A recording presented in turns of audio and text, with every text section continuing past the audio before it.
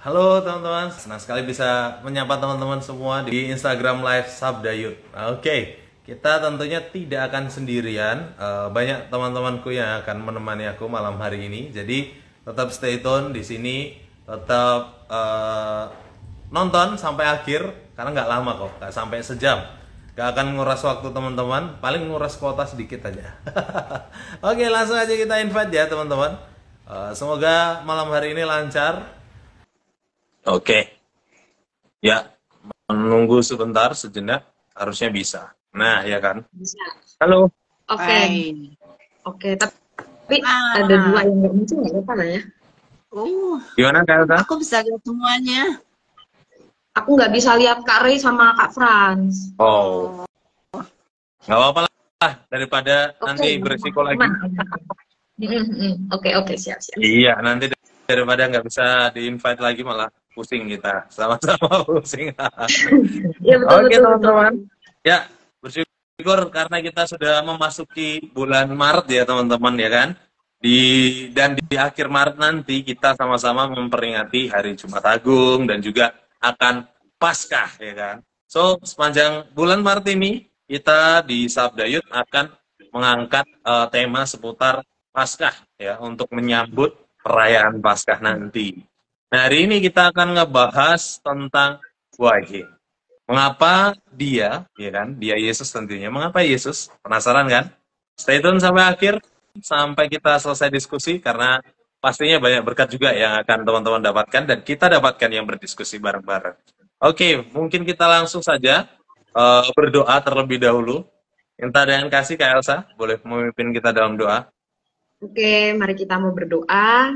Bapak di surga, kami mengucap syukur Tuhan buat malam hari ini. Sebentar kami mau mendiskusikan tentang mengapa harus Engkau menjadi juru selamat kami. Tuhan memberkati dari awal sampai nanti pada akhirnya, dan biarlah Tuhan perbincangan kami boleh menjadi kemuliaan bagi nama Tuhan. Terima kasih Bapak, terima kasih Yesus.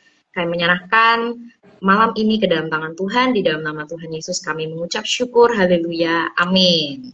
Amin. Nah, teman-teman di rumah sekali lagi, jangan lupa, jangan pasif, ikut aktif berdiskusi bareng kami. Kami sedang bahas apa, tanyakan aja, obrolin aja dan nimbrung aja. Mungkin akan ada pertanyaan dari kami juga, ikutlah jawab, nggak masalah. Jadi ini terbuka diskusinya untuk teman-teman di rumah juga, bukan hanya untuk kami yang on cam ini, yang ada di layar teman-teman. Oke, nice. Sebelum kita mulai, mungkin dari teman-teman boleh berkenalan nih sedikit, supaya teman-teman di rumah boleh tahu siapa nih teman-teman. Dari Kak Frans boleh, terus ke Kak Elsa, dan nanti ke Ibu Yulia. Silakan. Oke, shalom semuanya. Perkenalkan, nama saya Fernando Yusuf Layandi, biasa dipanggil Frans.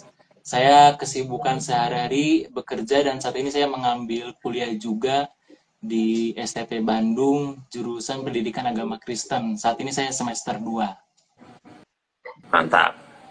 Salam kenal Kak. Salam kenal. Silakan Kak Elsa. Oke, shalom. Nama aku Elsa. Aku adalah founder dari akun Jurnal Blessing. Nah, teman-teman boleh berkunjung juga ke sana. Dan saat ini aku adalah seorang asisten dosen di STT Kristus Alpha Omega di Semarang, di Prodi Pendidikan Agama Kristen. Itu aja. Salam kenal. Salam kenal. Salam kenal juga. Oke, untuk teman-teman yang belum kenal aku Yulia, aku ada di Sabda sejak awal, dan aku tinggal di Solo, apalagi ya, dan Founder Yayasan Sabda. oh iya, ya, ya, senang ketemu dengan semua. Oke, ya salam kenal teman-teman semua. Semoga kita enjoy dengan diskusinya. Aku juga sedikit, aku Ray, dan aku yang akan host di acara Sabda Youth ini. Oke, teman-teman, saat kita memasuki masa-masa prapaskah nih biasanya ya kan, sangat tepat sekali jika malam hari ini kita mau ngebahas tentang tokoh utama dari Paskah itu sendiri, yaitu Yesus Kristus. Nah, teman-teman sendiri pernah nggak bertanya-tanya atau terbesit nih dalam pikirannya, kenapa sih Yesus disebut satu-satunya jalan keselamatan yang Allah sediakan gitu? Apakah tidak ada jalan lain gitu? Gimana menurut teman-teman nih? Menurut aku pernah banget aku bertanya-tanya, Kak. Bahkan aku percaya juga teman-teman, apalagi anak-anak muda yang notabene masih mencari jati diri, itu pasti bertanya-tanya, kenapa Yesus itu adalah satu-satunya jalan menuju keselamatan gitu? Apakah tidak ada cara lain? Nah, dari aku sendiri, menurut aku tidak ada. Tidak ada cara lain, ya, hanya dari Yesus sendiri. Kenapa? Karena manusia itu sudah berdosa dan manusia itu membutuhkan pribadi yang betul-betul sempurna untuk menggantikan dosa-dosa itu. Makanya kan Tuhan Yesus itu disalib ya untuk menebus gitu, menebus dosa-dosa. Karena kayak contohnya aku nggak bisa menebus Kak Rey atau Kak Rey juga nggak bisa menebus aku. Hanya Tuhan Yesus lah karena Dia yang benar-benar nggak punya dosa sama sekali kayak gitu. Mungkin itu dari aku. Mungkin ada dari teman-teman yang lain. Ya, aku juga pernah ya dulu bahkan karena berdebat dan berdiskusi dengan beberapa orang gitu, bahkan dari orang Kristen sendiri, mereka menganggap gini, kok sombong amat gitu. Emang orang Kristen tuh satu-satunya yang akan bisa selamat. Emang orang lain nggak bisa. Kan ada banyak agama lain gitu. Ya, bahkan dari orang Kristen sendiri menganggap terlalu sombong kalau orang Kristen tuh bilang kalau Yesus tuh satu-satunya, nggak ada cara lain. Tapi dari diskusi itu aku justru semakin tahu ya bahwa untuk menjadi, maksudnya untuk menyelamatkan diri memang kita nggak bisa. Maksudnya diri sendiri menyelamatkan diri sendiri nggak bisa. Seberapa banyak pun usaha yang aku lakukan, amal baik, nggak mungkin akan bisa karena aku masih punya dosa. Nah itu yang mulai terbersit dalam pikiranku, iya ya, Yesus mau datang dan Yesus satu-satunya yang tidak berdosa melihat dari seluruh hidupnya. Jadi aku pikir dia memenuhi syarat gitu untuk menjadi juru selamat. Ya, terus berkembang terus sih, tapi mulai dari situ. Mari. Ya. Saya setuju dengan yang dikatakan Kak Elsa dan Bu Yulia juga. Saya teringat pernah diberitahu bahwa manusia itu tidak dapat menyelamatkan dirinya sendiri karena kita terbatas. Kita tuh digambarkan seperti orang yang jatuh ke dalam rawa atau pasir hisap dan kita tidak bisa keluar kecuali ada yang menolong dari luar. Kita sesama manusia tidak bisa saling menolong karena kita juga sama-sama jatuh ke dalam pasir hisap atau rawa itu. Hendaklah orang yang tidak terhisap, orang yang di atas kita yang menolong. Dan itulah Yesus. Kenapa Yesus? Karena Yesus itu adalah perwujudan daripada Allah itu sendiri dalam rupa manusia. Karena hanya Dia yang bisa menyelamatkan kita. Ya, sepakat tentu dengan yang disampaikan teman-teman ya. Sebenarnya Alkitab juga kan sudah menyampaikan, bahkan Yesus sendiri yang memfirmankan atau yang mengatakannya, Yohanes 14 ayat 6. Tentu teman-teman semua hafal nih, ayat yang cukup terkenal nih, Yohanes 14 ayat 6. Akulah jalan kebenaran dan hidup, tidak ada seorang pun yang datang kepada Bapa kalau tidak melalui aku. Ya, kalau ditanya pernah berpikir Yesus, mengapa Yesus ya? Karena Dia sendiri yang berfirman begitu. Apa yang diragukan? Toh juga kalau berbicara soal kebenaran ya harusnya satu ya, mutlak ya. Kalau kebenaran itu relatif namanya nggak lagi benar gitu. Sebetulnya itu sih. Menurutku itu. Silakan. Kita Teman-teman ngomongin kalau ada pendapat lain. Oh ya. Tadi kan kita ngomongin tentang Yesus sebagai juru selamat. Nah, ini tuh sebenarnya aku masih penasaran. Iya sih, Yesus adalah satu-satunya jalan. Tapi melihat Allah sendiri, kenapa harus pribadi Yesus yang menjadi pilihan Allah untuk melaksanakan rencana keselamatan ini? Kenapa Allah itu nggak pilih orang lain aja, supaya lebih simpel untuk menyelamatkan manusia? Atau nabi-nabinya kayak gitu, kayak waktu di zaman-zaman Alkitab lah kayak gitu. Ya,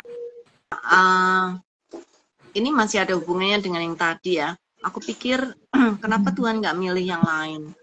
Kalau milih yang lain, mereka itu manusia biasa gitu, dan mereka juga berdosa. Bahkan ada salah satu agama, aku nggak perlu sebutkan agama yang mana, dia pun minta pengikutnya untuk mendoakan dia supaya dia selamat. Berarti kan dia sendiri belum tentu selamat gitu, dia masih butuh orang lain untuk menyelamatkan. Jadi Kristus diutus oleh Allah dari surga dan dia sebenarnya adalah Allah yang berinkarnasi dan menjadi manusia, dan dia adalah manusia yang enggak berdosa gitu.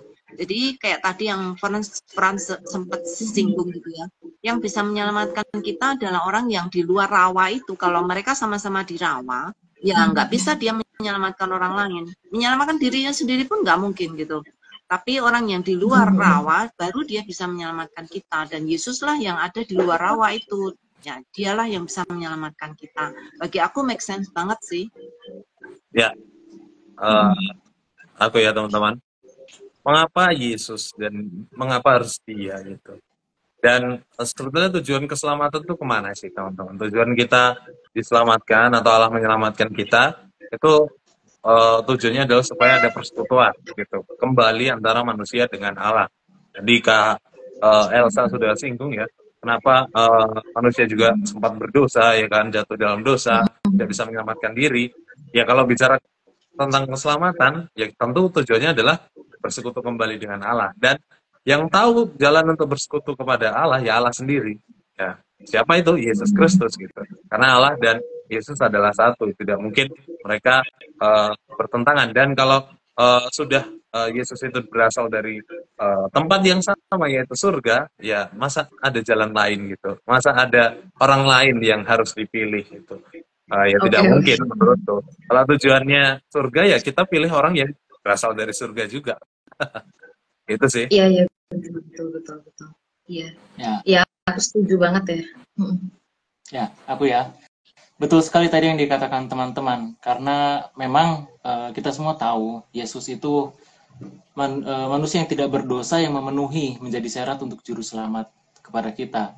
Saya teringat kalau dalam perjanjian lama biasanya penghapus dosa itu menggunakan domba atau anak domba. Itulah kenapa Yesus sendiri disebut sebagai anak domba Allah. Nah, bedanya anak domba dengan Yesus adalah Yesus itu sesempurna itu. Karena seperti yang tadi dikatakan Bu Yulia, dia tidak punya dosa. Karena dia adalah inkarnasi daripada Allah itu sendiri. Jadi, ketika dalam perjanjian lama, saya ingin menghapus dosa, datang berkali-kali dan harus memberikan kurban sebagai penghapus dosa. Tapi dengan kurban Yesus ini cukup sekali saja untuk melepaskan kita dari dosa-dosa. Begitu. Ya, betul ya. Kalau korban di dalam perjanjian lama itu dikorbankan hanya untuk 1 tahun karena upacara korban bakaran untuk penebusan dosa itu setahun sekali diadakan oleh imam besar gitu. Dan bahkan sebelum mempersembahkan pun imam besar itu harus mempersembahkan korban untuk dirinya sendiri supaya ketika dia mempersembahkan korban untuk umatnya, maka semuanya akan dosanya akan dihapuskan. Tapi itu setahun sekali gitu. Makanya tadi kalau Frans bilang sekali selamanya itu sangat benar sekali gitu, karena kalau di dalam perjanjian lama setiap tahun gitu, karena korban itu tidak sempurna, jadi setiap tahun harus diulang. Tetapi Yesus adalah korban yang sempurna. Dia bukan hanya mempersembahkan korban penebusan bagi semua orang, bahkan dia sendiri menjadi korban itu, korban yang sempurna, dan dia lakukan itu sekali untuk selama-lamanya. Iya, betul. Aku setuju banget dengan pernyataan tadi ya dari Bu Yulia, kemudian Kak Re, kemudian Kak Frans gitu. Dan ada satu hal yang aku tangkap dan aku simpulkan dari ketiga pendapat ini, bahwa kenapa Allah tuh nggak memilih orang lain adalah karena Yesus adalah pilihan yang terbaik yang Allah itu punya gitu, satu-satunya pilihan yang terbaik. Dan di sini membuat kita sebagai orang percaya itu sebenarnya memang harus bersyukur ya, bahwa Yesus itu Allah memberikan kepada kita tuh yang terbaik, nggak yang ecek-ecek gitu ya. Iya, oke. Penjelasan yang bagus banget. Sip. Kalau teringat satu ayat teman-teman, di mana menarik sekali ayat ini, Filipi 2 ayat 8, dan dalam keadaan sebagai manusia ia telah merendahkan dirinya dan taat sampai mati, bahkan sampai mati di kayu salib. Yang ku tahu tidak ada seorang pun yang bisa taat sampai mati seumur hidupnya tanpa cacat celah, tanpa memberontak sedikit pun. Kalau kita berkaca pada diri kita sendiri aja, kita sering jatuh-jatuh, ya kan? Sering melawan juga. Itu ada kalanya kita tidak 100% taat. Dan Yesus satu-satunya orang yang bisa taat. Atau manusia yang dalam wujud manusia saat itu yang bisa taat melakukan rencana Allah gitu. Sampai sempurna. Nah, oleh sebab itu ya, kenapa dia? Karena hanya dia yang bisa taat. Itu sedikit tambahan dariku. Ya, berarti dari diskusi kita jelas terbukti ya, tidak ada manusia lain yang bisa menjalankan rencana Allah selain Yesus itu sendiri. Tapi jadi bertanya-tanya nih, kenapa sih Yesus mau melakukan itu? Dan apakah Yesus bisa, tanda kutip, menolak dan tidak mau menjalankan rencana Allah ini? Ya, boleh nih, menarik. Menurut teman-teman di rumah gimana nih? Mungkin nggak Yesus menolak rencana Allah atau perintah Allah? Ayo, berikan pendapatnya juga boleh nih. Supaya ada diskusi juga di antara kita semua, bukan hanya kita berempat ya, tapi kita semua yang nonton. Karena menurutku secara pribadi sih, tidak mungkin gitu, Yesus dan Bapa itu berlawanan atau kontradiksi. Yang mungkin manusia dengan Allah itu sering kontradiksi. Maunya manusia apa, maunya Allah tentu jauh daripada pikiran manusia sendiri. Tapi Yesus dengan Allah tidak mungkin berlawanan atau kontradiksi. Makanya menurutku secara pribadi ya Yesus tidak mungkin untuk tidak taat atau menolak perintah Allah. Menurutku sih itu. Ya, menurut aku sih secara teori Yesus bisa menolak. Maksudnya secara teori ya, dia tuh punya hak untuk menolak atau menerima. Tapi bukannya dia tidak bisa menolak, tapi dia tidak mau menolak. Karena dia tahu apa yang menjadi rencana Bapa, dan karena dia juga taat kepada Bapa, dan dia tahu Bapa sangat mengasihi manusia dan ingin menyelamatkan manusia. Jadi bukan apa namanya? Bukan tidak bisa, tapi dia tidak mau. Dan dia mau menjalankan rencana Allah karena dia sendiri juga mengasihi apa yang dikasihi oleh Bapa, yaitu mengasihi manusia. Ya, oke, mungkin aku mau menambahkan dari pernyataan Ibu Yulia ya. Memang benar bahwa Yesus itu sebenarnya mungkin secara teori bisa saja menolak, tapi dia tidak mau menolak. Karena kalau misalnya kita baca di dalam 1 Yohanes pasal yang keempat, itu ada perikop yang menyatakan bahwa Allah itu kasih. Jadi kasih itu sudah menjadi pribadi dari Allah itu sendiri. Dan kenapa aku mau katakan bahwa Tuhan Yesus itu tidak mau menolak? Karena dari dasar dirinya sendiri, dia adalah kasih itu sendiri gitu. Jadi dari dasarnya dia mau menyelamatkan manusia itu karena dia punya belas kasihan yang besar. Makanya dia rela dan dia tidak mau menolak untuk menjalankan rencana keselamatan Allah ini gitu. Itu sih dari aku sih. Menarik ya. Saya jadi teringat Yohanes 3 ayat 16. Karena begitu besar kasih Allah akan dunia ini, Ia telah mengaruniakan anaknya yang tunggal supaya setiap orang yang percaya kepadanya tidak binasa melainkan memperoleh hidup yang kekal. Dari ayat ini saya pikir ada sangkut pautnya dengan apa yang kita bahas sekarang. Karena balik lagi, Yesus itu adalah inkarnasi dari Allah, dan Allah itu adalah kasih sendiri. Karena besarnya kasih Allah terhadap manusia, Ia mengaruniakan anaknya, yaitu Yesus sendiri. Dengan tujuan supaya setiap orang yang percaya kepadanya tidak binasa. Jadi Allah dan Yesus tuh tidak ingin manusia binasa, melainkan memperoleh hidup kekal. Itulah kenapa terjadinya karya keselamatan ini. Oh ya, Bu. Silakan. Ya. Enggak, aku mau bacain tanggapan dari Krisnadi. Karena bagus banget ya. Dari Krisnadi Pangawira, tidak mungkin menolak walau Yesus memiliki kehendak bebas, tapi kasihnya kepada Bapa lebih besar daripada rasa takutnya. Iya sih, sangat bagus banget gitu ya. Karena kasih Yesus lebih besar sehingga dia sekalipun mungkin dia harus menderita, dia mau karena kasihnya memang lebih besar kepada Bapa. Ini memang motivasi dari keselamatan ini benar-benar adalah karena kasih gitu. Seperti tadi yang juga Frans bilang ya. Kasih itu yang mendasari kenapa Yesus mau melakukan ini dan kenapa Bapa melakukan ini atau merencanakan keselamatan juga karena kasih gitu. Jadi apapun yang yang kita lihat di dalam keselamatan itu sebenarnya benar-benar berdasarkan karena kasih. Nah, tadi nyambung dengan itu, aku juga mau bacain itu sih, Bu. Karena menarik sekali. Apa namanya, kasihnya kepada Bapa untuk taat itu lebih besar daripada rasa takutnya. Karena aku jadi teringat pas Yesus berdoa gitu di Getsemani. Kan sampai kalau kita menuliskan, keringatnya sampai seperti darah gitu keluar ya. Karena saking takutnya, bahkan aku pernah baca juga beberapa catatan itu, karena rasa takut yang mendalam dari dalam diri itu, sehingga keluar titik-titik darah itu. Dan yang spesial itu Markus 14 ayat 36, bagian akhir, tetapi jangan apa yang aku kehendaki, melainkan apa yang engkau kehendaki gitu. Dia punya keinginan, Allah Yesus tetap punya keinginan, yaitu ambillah cawan ini daripada aku. Dia tetap menyampaikan keinginannya, jadi tetap punya kehendak bebas, tapi dia tidak memilih mengambil atau taat kepada kehendak bebasnya, tapi memilih taat kepada apa yang Tuhan kehendaki. Walaupun kehendaknya adalah kalau bisa lalulah cawan ini. Siapa yang juga yang mau menderita, apalagi dalam kondisi ya orang hidup tapi tahu kapan dia mati gitu. Itu menakutkan sekali. Kita kan nggak tahu mati nih, makanya kita bisa fun, senang-senang karena kita nggak tahu kapan mati. Tapi kondisi sesaat itu dia tahu kapan dia harus mati, ya pasti merasakan ketakutan. Tapi dia tidak memilih keinginan atau kehendak dia, tapi kehendaknya Tuhan. Luar biasa sekali Tuhan kita.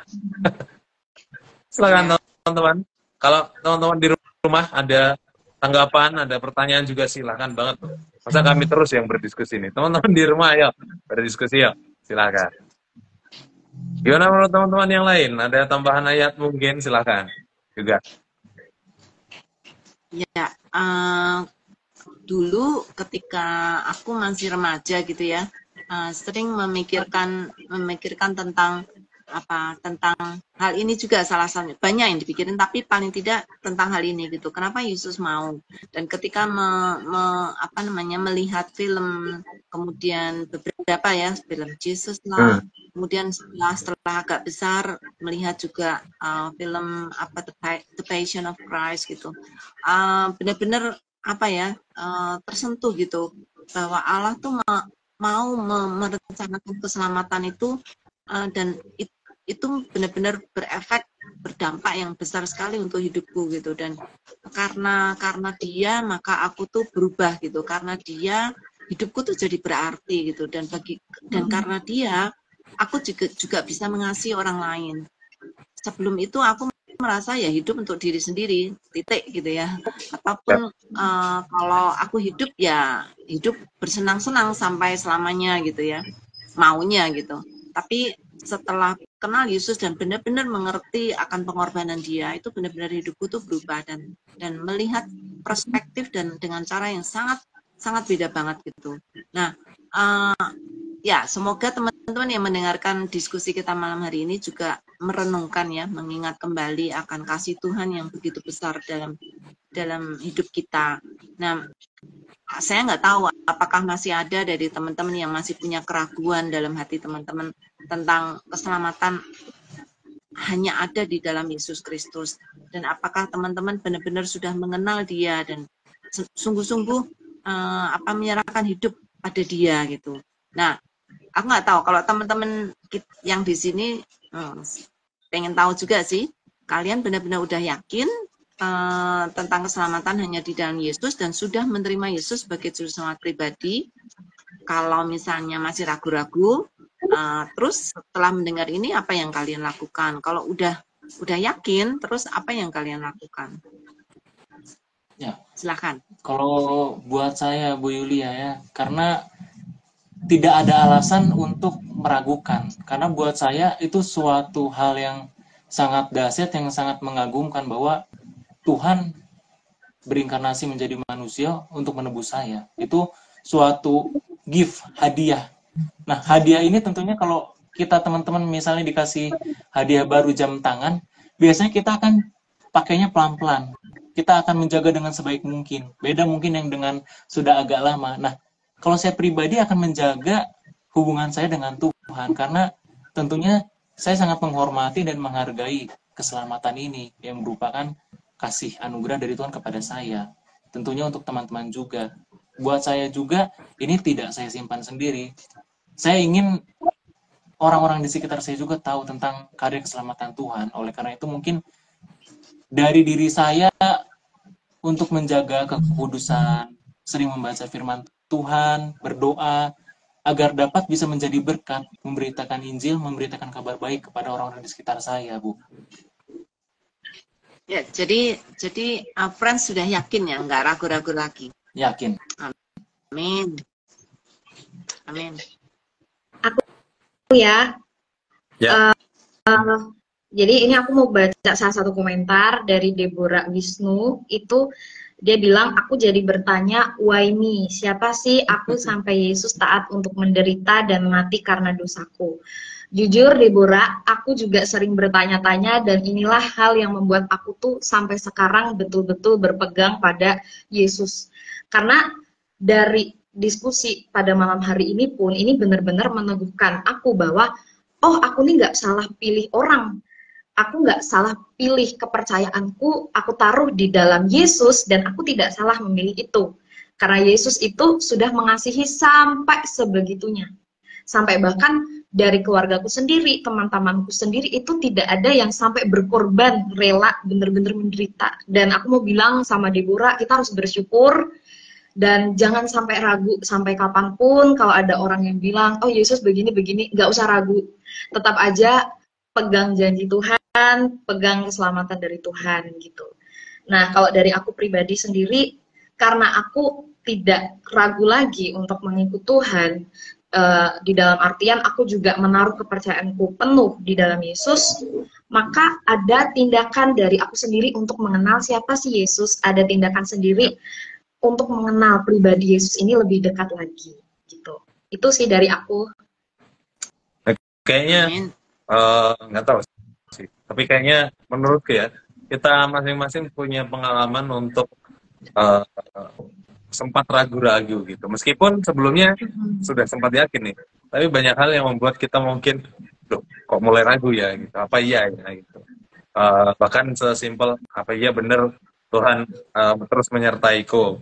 Kalau konteks keselamatan, apa bener aku nih diselamatkan nih, apalagi kalau kita masih sering juga bergumul dengan dosa-dosa atau dengan hal-hal yang negatif, itu makin membuat kita ragu sebenarnya, apa benar kita diselamatkan, dan bahkan justru kita menyalahkan Tuhan. Kalau benar diselamatkan kok susah sekali aku melawan dosa-dosa gitu.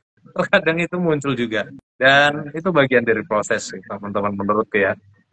Harusnya kita ketika muncul itu, kita sejenak mengambil waktu sih dengan Tuhan gitu, karena itu cara yang terbaik gitu.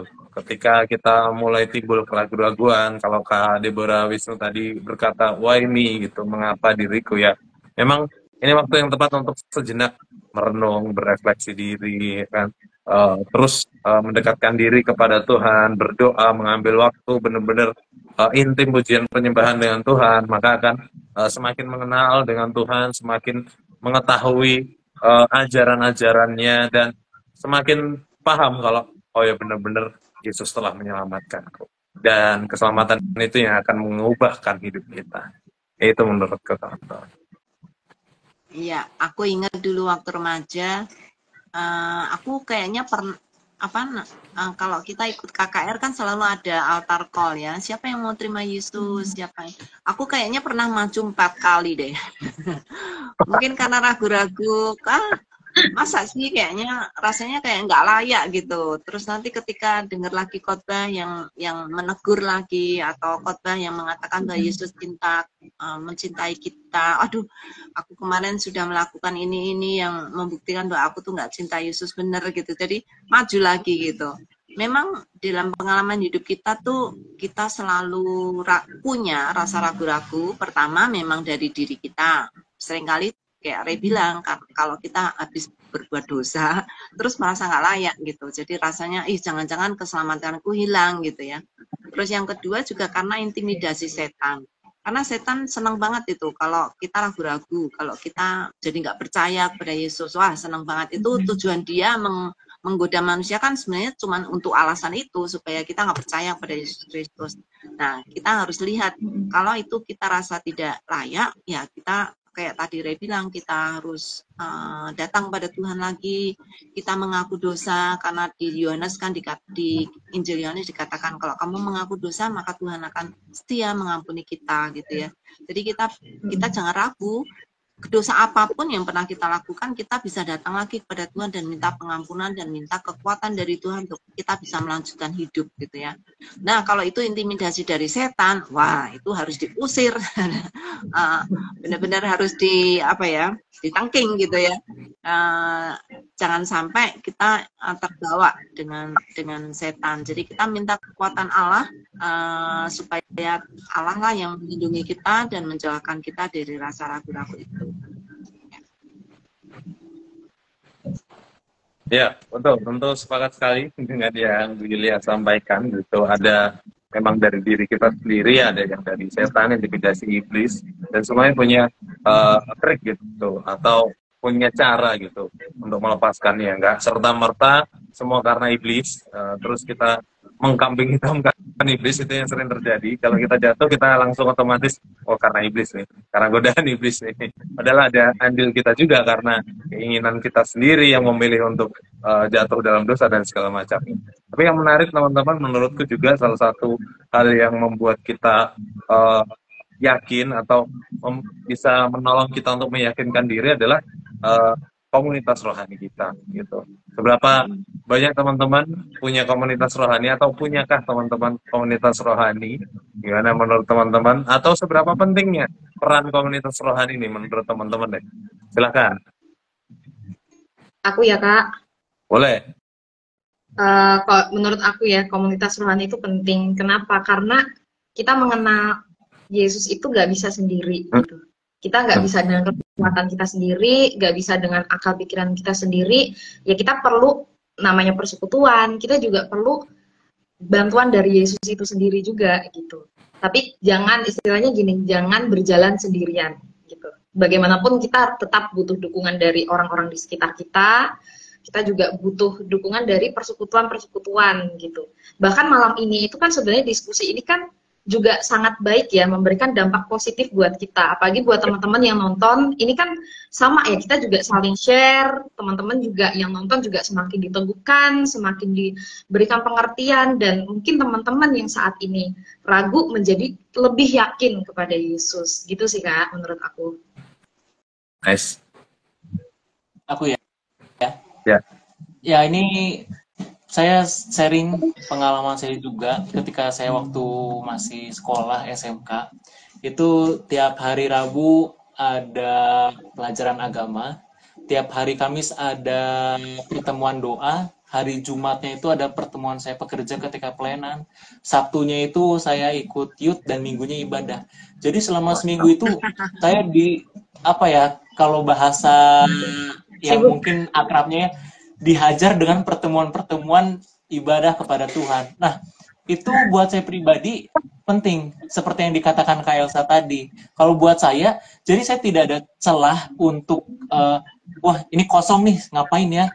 Gerak dikit ke dosa, nggak ada sama sekali. Karena buat saya pribadi, itu menjaga pergaulan saya, komunitas saya tetap baik. Ketika saya punya hubungan pribadi kepada Tuhan, tapi secara sosial lingkungan juga ada. Seperti yang dikatakan di Korintus kan ya, pergaulan yang buruk merusak kebiasaan yang baik. Jadi kalau buat saya pribadi, karena saya pribadi orangnya tanda kutip mungkin terombang-ambing ya, seperti ombak gitu. Pada masanya belum punya pegangan yang kuat, masih gampang ke kanan ke kiri. Jadi ketika itu saya mengandalkan selain daripada iman saya, kebiasaan saya pribadi kepada Tuhan, saya mengandalkan pertemuan-pertemuan ibadah tuh untuk tetap menjaga, memaintain saya dalam Kristus begitu. Bagus ya. Punya komunitas itu menolong banget gitu menurut aku, karena di dalam komunitas itu kita bukan hanya kita punya teman saling berbagi, tapi juga membuat kita bertumbuh gitu. Maksudnya gini, kadang-kadang ada persaingan yang sehat ya. kadang kalau kita ngelihat teman sepersuan kita, wah dia kok sungguh-sungguh banget ya sama Tuhan, wah dia kok giat banget ya, itu tuh mengingatkan kita gitu, kenapa aku nggak kayak gitu, kenapa aku nggak semangat melayani Tuhan. Jadi ada persaingan yang sehat untuk menolong kita, mengingatkan kenapa kita nggak maju, kenapa kita nggak bertumbuh, kenapa nggak kayak dia, kenapa aku nggak sesemangat dia, aku akan berusaha gitu untuk bisa lebih baik seperti mereka, dan itu menolong aku untuk apapunnya standar gitu, standarku jadi semakin tinggi. Kalau standarku orang-orang yang sama-sama rendah kayak tadi, pergaulan yang buruk akan merusak kebiasaan yang baik gitu ya. Kalau aku berteman dengan orang-orang yang kurang baik, ya standar aku turun. Tapi kalau aku berteman dengan orang yang baik, ya standar aku tambah naik gitu. Aku ingin mencapai seperti dia, bukan iri, tapi aku tuh ingin kayak dia karena dia tuh sungguh-sungguh. Aku juga ingin sungguh-sungguh. Gitu. Sudut pandang yang menarik sekali dari Bu Yulia, karena biasanya itu justru bagi beberapa orang sih itu jadi kayak kompetisi yang nggak sehat gitu, bahkan jadi pembelaan ya memang aku masih segini, dia mau tinggi pun nggak masalah gitu. Terkadang seperti itu, tapi justru dari yang Ibu Yulia sampaikan ternyata itu justru harusnya jadi pemacu ya dalam diri kita untuk semakin menaikkan standar kerohanian kita. Oke, mungkin ini diskusi kita yang terakhir dari pertanyaan Kak Krisnadi Pangawira nih. Cukup menarik, walaupun mungkin kalau kita bahas secara mendalam bakal OOT pasti atau topik, tapi mungkin boleh kita jawab sedikit lah, menjawab pertanyaan ini. Mengapa Bapak mau berrekonsiliasi dengan manusia atau ciptaannya, tapi tidak dengan para malaikat yang jatuh, yang juga ciptaannya? Nah, menurut teman-teman gimana nih? Silakan, satu patah, dua patah kata, satu kalimat, dua kalimat, silakan. Ada yang mau jawab? Silakan. Ya, nggak ada yang jawab. Aku jawab sendiri deh. Oke, aku ngawali jawab dulu. Nanti teman-teman lengkapi ya. Teman-teman kok ragu-ragu seperti ini. Kalian putus-putus suaranya. Oh ya, Bu. Nah, sekarang udah normal, Bu? Kadang-kadang masih putus-putus, kadang normal. Ini ya. Jaringan agak ngedrop. Ya. Jaringan agak ngedrop ini, Bu. Oke.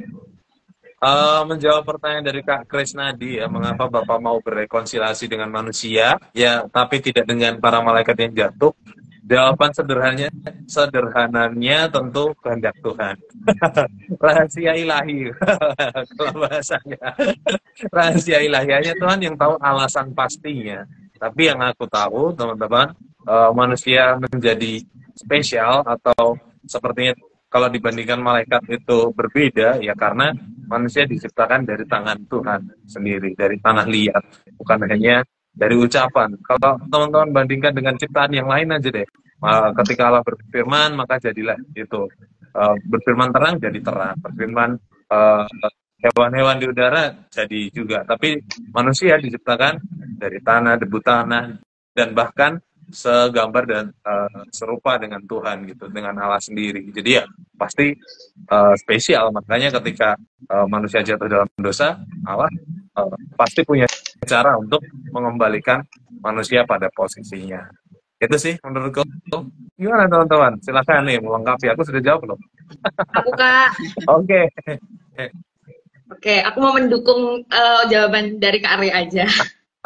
Betul, aku setuju banget sama Kak Rey. Emang manusia itu adalah ciptaan yang paling sempurna. Karena dari penciptaan sampai pada di kejadian kan Tuhan bilang untuk mengelola bumi. Bahkan malaikat aja tuh nggak dikasih tanggung jawab atau kepercayaan sebesar itu gitu. Tapi Tuhan baru menciptakan, udah memberikan kepercayaan sebesar itu. Berarti di balik hal itu sebenarnya Tuhan punya rencana yang begitu besar, bahkan lebih besar daripada yang Tuhan berikan untuk malaikat-malaikatnya kayak gitu. Makanya tadi Kak Rey bilang Tuhan itu berusaha untuk mengembalikan posisi manusia. Betul, karena kalau manusia itu terus-terusan berdosa, tidak ada yang menyelamatkan. Aku kira rencana Tuhan, tujuan Tuhan di dalam hidup manusia itu tidak akan tersampaikan kayak gitu. Itu sih dari aku. Ya, mungkin yang dimaksud Kak Krisnadi itu kenapa Yesus menyelamatkan manusia tapi tidak menyelamatkan malaikat gitu. Ketika malaikat jatuh dalam dosa, Tuhan tidak mengirimkan anaknya untuk mereka. Bahkan Tuhan tidak memberikan kesempatan kedua gitu untuk malaikat, tetapi untuk manusia Tuhan mengirimkan anaknya dan mau mati sehingga manusia mendapatkan kesempatan yang kedua gitu untuk hidup sungguh-sungguh bagi Tuhan. Ya, aku lebih condong dengan jawaban Ray yang pertama sih. Kita nggak tahu itu rencana Tuhan dan itu rahasia Tuhan. Nanti kalau kita ke surga mungkin kita bisa tanya, kenapa tidak ada keselamatan? Kenapa tidak ada keselamatan di antara malaikat, hanya ada di dalam manusia gitu ya. Aku yakin juga jawaban Ray yang kedua juga make sense sih, maksudnya manusia diciptakan segambar dan serupa Allah sehingga tidak akan mungkin hilang, dan Allah mengasihi gambar dan rupanya gitu yang di dalam dia menciptakan manusia. Jadi kita bersyukur. Aku pikir jawaban yang paling tepat adalah kita bersyukur bahwa kita manusia sehingga kita bisa mendapatkan keselamatan, mendapatkan kesempatan kedua untuk hidup sungguh-sungguh bagi Kristus. Nggak perlu jadi manusia super aja kita sudah istimewa. Sangat. Betul sekali. Kak Frans mau nambahin? Silakan. Kalau mau. Kalau saya sebenarnya benar sekali yang dikatakan Mas Ray. Tentunya itu kalau buat saya di luar pikiran saya karena saya bukan Tuhan. Tapi kalau mau berspekulasi, mungkin saya banyak samanya dengan apa yang dikatakan Bu Yulia, karena kita manusia diciptakan segambar dan serupa, bahkan dalam penciptaan kita kan tidak difirman, melainkan dibentuk dan dihembuskan nafas. Itu buat saya tanda kutip udah spesial nih manusia. Oleh karena itu juga ketika jatuh dalam dosa, dikatakan juga karena begitu besar kasih Allah. Saya tidak tahu ya untuk berkaitan dengan malaikat, tapi kalau untuk manusia mungkin bisa dilihat ada kaitannya karena ada kasih yang begitu besar kepada manusia, begitu. Oke, menarik nonton. Nah itu kalau kita memperdalam itu yang aku bilang tadi OOT nanti makin out of topic, makin melebar kemana-mana. Oke, dan waktu juga sudah menunjukkan 7.48, waktu kita terbatas teman-teman, jadi mungkin boleh kita akhiri kiranya obrolan diskusi kita boleh menjadi berkat untuk teman-teman di rumah yang sudah nonton, dan untuk kita sendiri sebagai guest atau panelis atau apapun itu yang kita berdiskusi bersama-sama, kiranya juga mendapatkan berkat melalui obrolan dan diskusi kita malam hari ini. Thank you banyak sekali lagi Bu Yulia, Kak Elsa, Kak Frans sudah menemani aku ngobrol. Untuk teman-teman di rumah, boleh nih teman-teman yang ada sekarang boleh berikan closing statement-nya atau berkat-berkatnya atau kalimat penutupnya lah untuk teman-teman di rumah, boleh bawa pulang. Dari Kak Frans, boleh. Setelah itu Kak Elsa, aku, nanti Bu Yulia terakhir. Ya. Kalau dari saya kesimpulannya mungkin percayalah, meskipun mungkin masih ada beberapa keraguan dari teman-teman, tapi percayalah karena begitu besar kasih Allah kepada kita. Saya saja yang dulunya seorang pendosa, karena kasih dan anugerahnya, karena kesempatannya bisa untuk hadir di sini, ada di live ini, karena itu suatu anugerah. Jadi buat saya, untuk teman-teman, kita pergunakanlah waktu yang ada sebaik-baiknya. Kita lebih mendalami lagi apa yang ada dalam Alkitab. Kita berdoa agar kita mengenal apa sih tujuan Allah dalam hidup kita dan siapa itu secara pribadi. Silakan ya Elsa. Kalau dari aku cukup satu kalimat aja, jangan pernah tinggalkan Yesus. Ya, karena tadi dari seluruh bahasan itu kan sebenarnya menekankan bahwa tidak perlu diragukan lagi, pribadi Yesus ini adalah juru selamat kita. Gitu, Kak. Singkat aja. Amin. Thank you Kak Elsa. Ya, dariku teman-teman, jangan pernah ragu, tapi juga nggak tepat sih, jangan pernah. Kalaupun ragu-ragu, jangan malu bertanya. Itu lebih tepatnya teman-teman. Kalau teman-teman masih bimbang, masih ragu kemana kehidupan setelah kematian, bertanyalah, belajarlah, dan dekatkan diri kepada Tuhan. Karena pasti teman-teman bakal nemu jawabannya kalau Yesus adalah satu-satunya juru selamat dan tidak ada jalan lain selain daripada Yesus. Percayalah. Terima kasih. Bu Yulia, silakan. Ya, why him? Because he loves me and he loves you too. Ya. Dia mengasihi kita. Itu sebabnya Allah mengirimkan Yesus Kristus karena Yesus sangat mengasihi kita. Karena itu kita juga harus mengasihi Dia dan kita memberikan hidup kita kepada Dia untuk menjadi kemuliaan bagi Dia. Karena disitulah kita akan mendapatkan kebahagiaan yang sejati. Amin. Thank you banyak sekali lagi Kak Frans, Kak Elsa, Ibu Yulia. Terima kasih sudah menemani ngobrol. Thank you teman-teman di rumah yang sudah memberikan komentar nih. Ada komentar terakhir dari Kak Krisnadi. Ibrani 4 ayat 15, sebab imam besar yang kita punya bukanlah imam besar yang tidak dapat turut merasakan kelemahan-kelemahan kita. Sebaliknya sama dengan kita, ia telah dicobai hanya tidak berdosa. Betul sekali. Menutup diskusi dengan ayat Alkitab memang top. Oke, thank you banyak teman-teman. Teman-teman di rumah jangan lupa join kembali di Instagram Live Sabda Youth di minggu depan di hari dan jam yang sama, Selasa jam 7 malam di akun yang sama, akunnya Sabda Resources. Mari kita berdiskusi bareng-bareng di Instagramnya Sabda Resources dan kita berdiskusi di Instagram Live dari Sabda Youth. Dan minggu depan kita akan berdiskusi tentang peacemaker. Jadi stay tune dan jangan lupa hadir kembali. Kak Elsa dan Kak Frans juga silakan hadir kembali. Next time kita boleh cari waktu juga untuk boleh ngobrol-ngobrol lebih dalam. Thank you banyak. Kita tutup diskusi kita malam hari ini ya dengan doa. Silakan Kak Frans boleh menutup kita dalam doa. Mari kita berdoa. Bapa yang ada dalam kerajaan sorga, kami berterima kasih Tuhan atas penyertaan-Mu Tuhan. Kalau boleh Tuhan, kurang lebih 40 menit Tuhan, kami dapat berbincang-bincang sharing Tuhan tentang betapa besarnya kasih-Mu terhadap kami Tuhan, setiap manusia Tuhan, atas karya keselamatan-Mu Tuhan melalui Yesus Tuhan. Biarlah Tuhan, Roh Kudus bekerja Tuhan atas setiap kami Tuhan, agar kami Tuhan dapat lebih memahami, lebih mengenal Tuhan, apa yang menjadi tujuan kehendak-Mu Tuhan dalam setiap kami Tuhan. Engkau berkati juga Tuhan dalam keseharian kami Tuhan, biarlah Tuhan apa yang kami lakukan bisa menjadi terang Tuhan untuk sekitar kami Tuhan. Engkau berkati Kak Elsa, Engkau berkati Kak Rey, Bu Yulia, dan teman-teman yang ada di live ini Tuhan. Biarlah Tuhan pada malam hari ini dari hasil pembicaraan kami bersama Tuhan dapat menjadi rema Tuhan bagi setiap yang mendengarnya Tuhan. Kami berdoa di dalam nama Tuhan Yesus, kami berdoa amin. Amin. Thank you. Teman-teman, sampai jumpa minggu depan. Salam. Terima kasih semuanya. Tuhan memberkati. Ya. Tuhan memberkati.